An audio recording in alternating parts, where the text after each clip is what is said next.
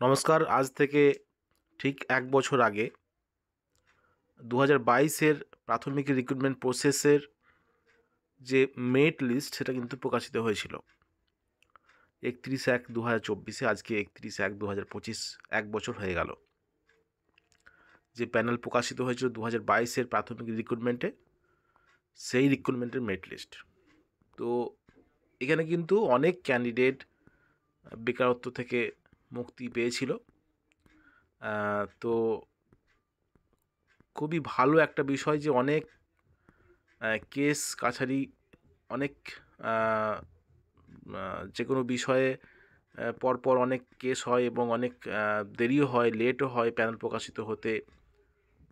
তো শেষ পর্যন্ত কিন্তু ঠিক ১ বছর আগে ৩১/১/২০২৪-এ এই প্যানেল প্রকাশিত হয়েছিল। বহু প্রতীক্ষিত এই প্যানেল প্রাথমিকে ৯,৫০০ মতো ক্যান্ডিডেটের প্যানেল।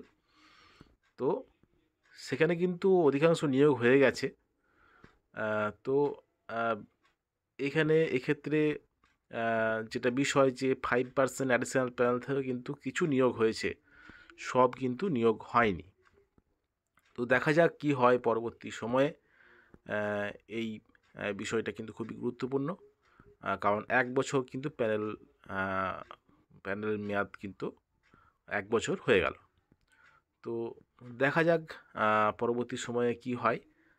২০২২ রিক্রুটমেন্টের যে প্রসেস, সেই প্রসেসটা কিন্তু এই প্যানেলের মাধ্যমে দিয়ে আ হয়েছিল, কমপ্লিট হয়েছে এই প্যানেলের মধ্য দিয়ে।